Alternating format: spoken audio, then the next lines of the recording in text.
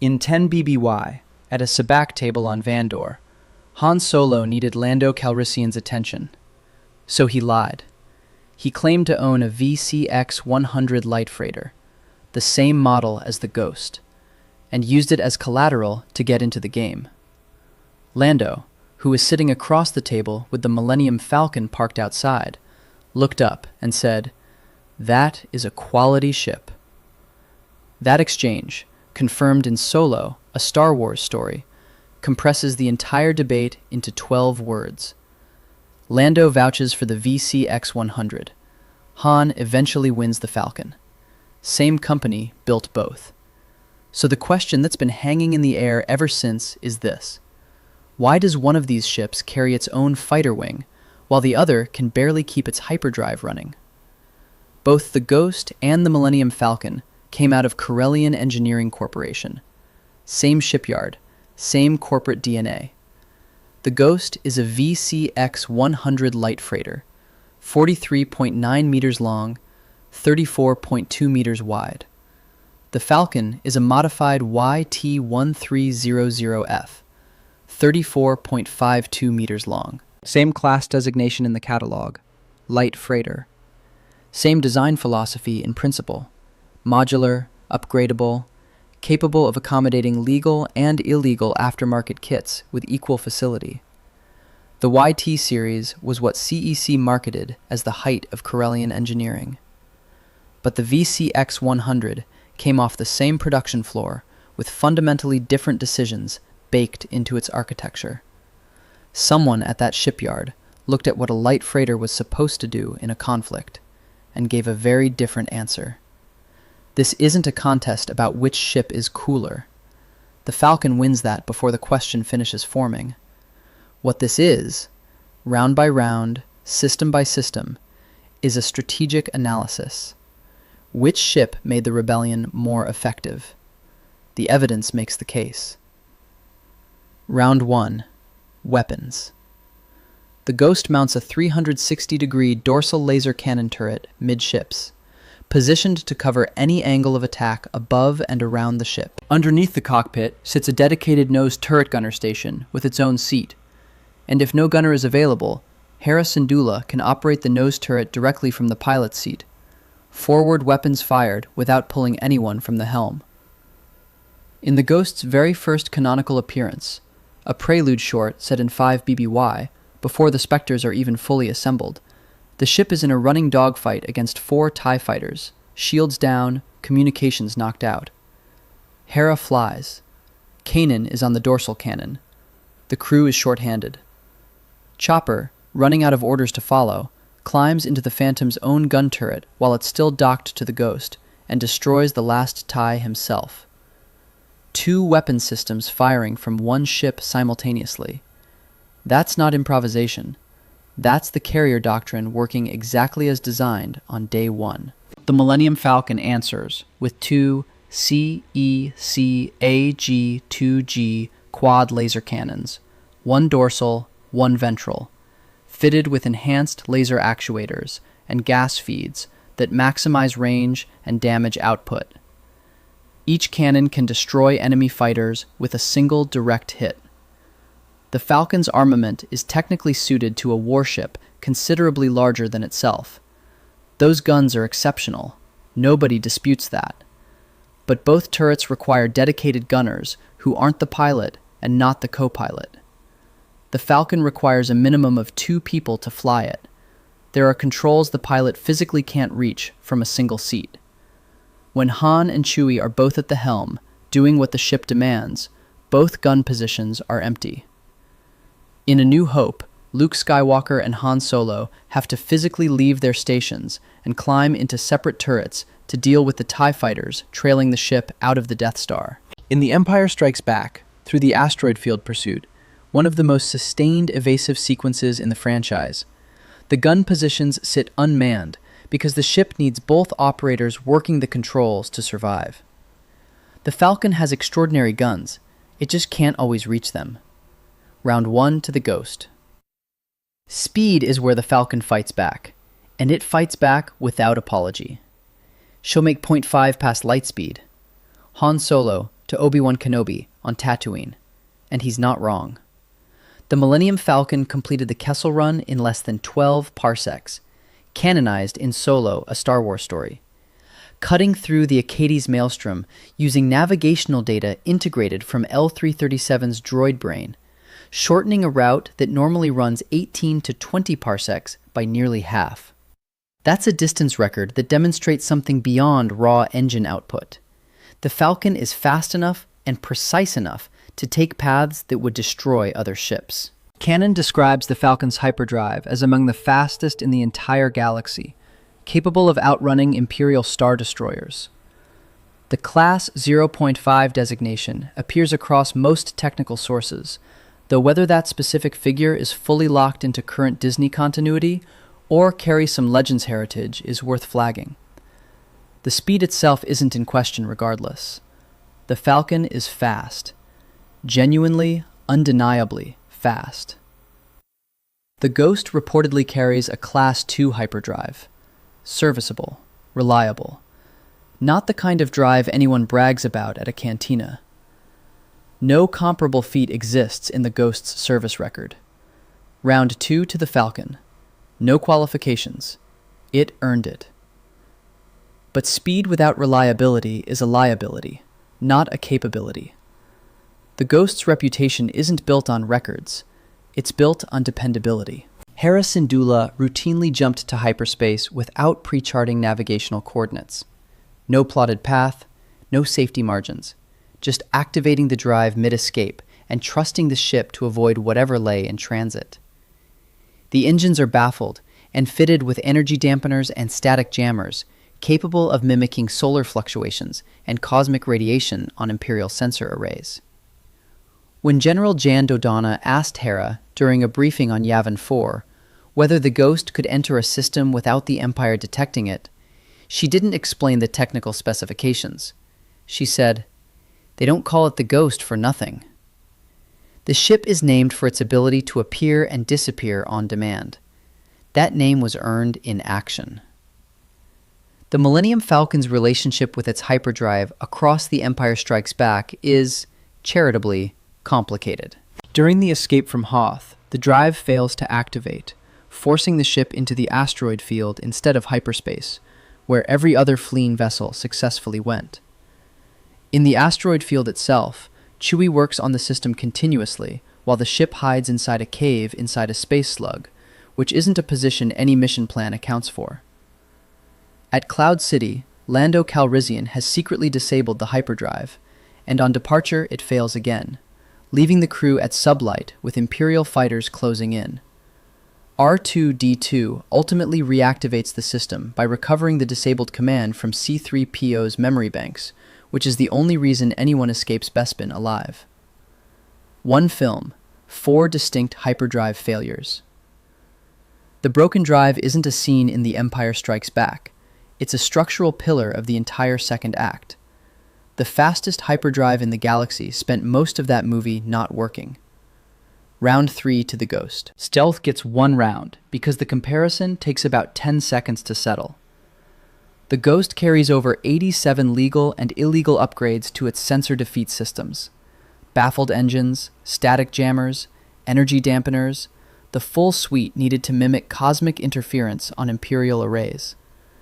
The ship earned its name from this capability specifically. The Millennium Falcon has no built-in stealth capability in any current Disney canon. Its improvised solutions, attaching to the hull of a Star Destroyer to avoid sensor sweeps, hiding in an asteroid cave, are products of Han Solo's creativity, not the ship's design. The Ghost has a design system. The Falcon has a clever pilot. Ghost wins.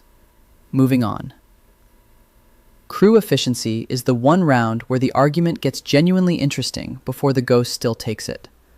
Han Solo and Chewbacca running the Millennium Falcon as a 2-person operation is impressive military efficiency. 1 rebel cell, 1 ship. All primary functions divided between 2 operators. No dedicated support personnel, deployable on any mission without drawing from the Alliance's broader pool of fighters. The Falcon is lean and responsive. The limitation appears exactly when it costs the most. Both pilots are required to fly the ship, controls that can't be reached from the pilot's seat alone. The moment the Falcon needs full maneuver authority in combat, both Han and Chewie are committed to the helm and the gun positions are vacant. The crew size that makes the Falcon efficient is the same crew size that forces a constant choice between flying at full capability and fighting at full capability. The Ghost's minimum operating crew is 1. A single person can fly the ship, control the nose turret from the cockpit, operate the dorsal turret remotely through the astromech socket. But the ship was built to support 6 Spectres simultaneously, and when all 6 are aboard, the crew structure isn't overhead, it's activated capability. Hera flies and manages nose weapons from the pilot's seat without leaving it. Zeb Orrelios occupies the dorsal cannon. Sabine Wren manages engineering and weapons systems. Chopper handles astromech functions and has independently operated weapons in combat, as the very first Ghost engagement shows. Kanan Jarrus and Ezra Bridger are deployable ground personnel, ready to move the moment the ship makes contact with a surface. Every additional crew member doesn't dilute the capability ratio. They activate a station or a function that would otherwise sit idle. The Ghost with a full crew has all fire arcs covered, all systems active, and a ground team ready to deploy simultaneously. The Falcon with a full crew has Han and Chewie.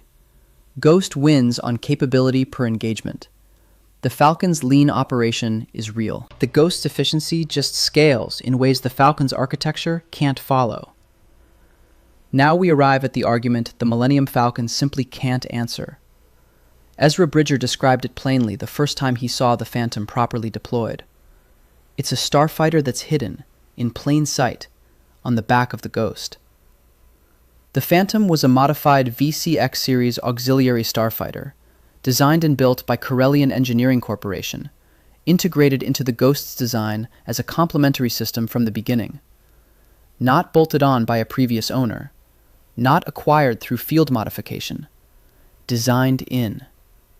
The Phantom measured 11.63 meters long and carried a Taim and BAC MS-2B twin laser cannon and a Taim and BAC KX-4 dorsal laser turret. It had seating for up to 8 passengers. It docked at the Ghost's rear port, and after Mon Calamari engineer Quarry installed an aftermarket hyperdrive unit during an early mission, the Phantom could jump to hyperspace independently, a self-contained starfighter with its own escape capability, riding on the back of a freighter that could launch it into combat and recover it at will. The triple-duty configuration is what actually matters. When the Phantom docked tail forward into the Ghost's aft port, its laser cannons faced rearward, covering the Ghost's 6 o'clock, functioning as the ship's aft gun emplacement. One 22,000 credit vessel performing 3 distinct combat roles depending on its docking orientation. Active starfighter when launched, independent shuttle for personnel transport, and rear turret covering the Ghost's most historically vulnerable arc when docked backward. The carrier configuration is demonstrated in action in the Ghost's very first canonical scene, before the full Spectre's crew is even assembled. This wasn't a capability they built up to. It was the operating baseline from day one. The Ghost also came fitted with port and starboard docking rings as a standard CEC design feature for the VCX platform. That infrastructure is why the carrier doctrine worked. The ship was architecturally built to receive and hold auxiliary craft, not modified in after the fact, specified at the drawing board. The Phantom was destroyed at Reclam Station in 2 BBY, lost during a mission to recover Y-wings from an Imperial salvage yard. The Ghost didn't lose the capability, it lost 1 aircraft. Sabine Wren commandeered a Sheathipede-class transport shuttle at Agamar, a vessel that had originally served as an unarmed Confederate Navy transport during the Clone Wars, and had been sitting dormant on a dead garrison post for over a decade. She rebuilt it.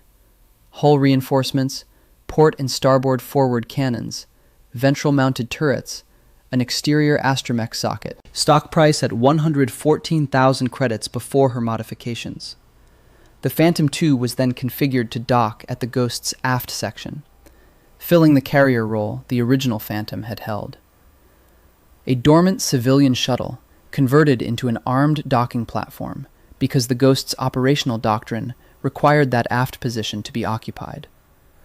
Maul understood the ship's nature better than most, in a moment that had nothing to do with tactics. He moved through the Ghost uninvited and told Hera, "I assumed that this ship was merely a transport, but I realize it's much more than that." He was right, and he still hadn't seen the Phantom deploy. The Millennium Falcon's response to all of this is silence. There is no carrier configuration in any current Disney canon source, no auxiliary craft docking mechanism, no secondary ship capacity. The Falcon carries passengers, 6 of them maximum, and 100 metric tons of cargo. It does not carry starfighters. It does not launch aerospace support. It does not hold a rear gun position while a docked spacecraft covers the aft arc. The Falcon was built as a freighter and modified into a gunship. That is where the architecture stops. The Ghost was built as a freighter and modified into something that functions like a pocket carrier group, a ship that arrives at a battle already holding its own aerospace support, deploys it mid-combat, recovers it, and fights on both levels simultaneously. This round isn't competitive. The Ghost wins by a category that doesn't exist on the Falcon spec sheet. The final round is the framework that makes everything else meaningful. Rebellion's strategic value. From 5 BBY through the Battle of Endor in 4 ABY, the Ghost served as the operational headquarters and primary strike asset for the Spectre's cell, which fed directly into Phoenix Squadron and the broader alliance under General Hera Syndulla, her confirmed rank within the larger rebellion. In 3 BBY, during an Imperial attack on the Phoenix Rebel fleet, the Ghost was specifically targeted because it was delivering the fuel the fleet needed to jump to safety. The ship was the logistical thread the early rebellion was hanging from in that moment. At the Battle of Atollon in 2 BBY, Hera flew the Ghost directly against Grand Admiral Thrawn's fleet, absorbing punishment through one of the early rebellion's worst defeats, a battle they didn't win but survived, which is its own kind of strategic value. At the Battle of Scarif in 1 BBY, the Ghost appears on screen in Rogue One, a Star Wars story. Visible on the Yavin 4 landing pad before the battle begins. Confirmed in the Rebel fleet above Scarif during the engagement itself. General Syndulla called over the Yavin base PA system during the fight. The Ghost was present in the system when the Death Star plans were transmitted, the same plans that enabled the Battle of Yavin, the same battle the Falcon is most famous for. The Ghost made that moment possible. At Endor in 4 ABY, the Ghost flew with the Alliance fleet, engaging TIE starfighters after the Death Star II's destruction. After the battle, it was parked beside the Millennium Falcon on the Endor forest moon, while crews from both ships unloaded supplies. 2 CEC freighters, same shipyard, side by side at the moment the Empire ended. The Falcon's contributions are genuinely war-winning and shouldn't be minimized. Han Solo's return at Yavin, arriving in the Falcon at the precise moment Darth Vader had Luke Skywalker in his targeting computer, blasting Vader's TIE Advanced off the trench approach, is one of the most consequential individual decisions in the saga. Luke makes the shot because Han made the approach. Lando Calrissian flying into the second Death Star's reactor core at Endor and firing the missiles that destroy it ends the galactic civil war. Both moments are definitive, but they are Han moments and Lando moments. The Falcon is the instrument those specific humans used. Without Han choosing to come back at Yavin, against his stated intention, against how he understood himself at that point in his life, the Falcon is a fast ship that had already departed the base before the battle reached its crisis. Without Lando's specific skill and specific willingness to fly into that reactor, it's another ship in the fleet. The ship's performance ceiling was determined by the extraordinary individuals who happened to be inside it. The Ghost's design capabilities worked regardless of crew. The stealth system activated when Hera activated it. It didn't require her particular genius to function, just an operator and a switch. The docking rings accepted the Phantom regardless of who held the flight controls. The weapons stations fired when a gunner occupied them.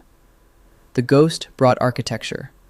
The Falcon brought Han Solo. For a rebellion working with limited ships, uncertain pilot availability, and constant need for assets that perform reliably across variable crew compositions, the design case isn't close. Ghost wins. Weapons round, reliability round, stealth, crew capability, carrier configuration, strategic design durability. The Ghost takes all of it. The Falcon wins speed. One genuine round, no asterisk. Both ships survived the war. Both were at Endor. Both are Corellian Engineering Corporation freighters that did far more than CEC ever designed them to do. A Forces of Destiny animated short features a canonical moment where Hera Syndulla and Han Solo actually argue about whose ship is better, an official acknowledgement that the rivalry is real and that nobody on either side was ever going to concede gracefully. Nobody had the receipts back then. Now we do. Lando called the VCX-100 a quality ship before he knew what either vessel would become. Turns out he was right about both of them, and considerably more right about one. If you think we scored a round wrong, a Falcon advantage we overlooked, an argument that changes the result, make the case in the comments. The rivalry stays open. The verdict stands. Subscribe for more.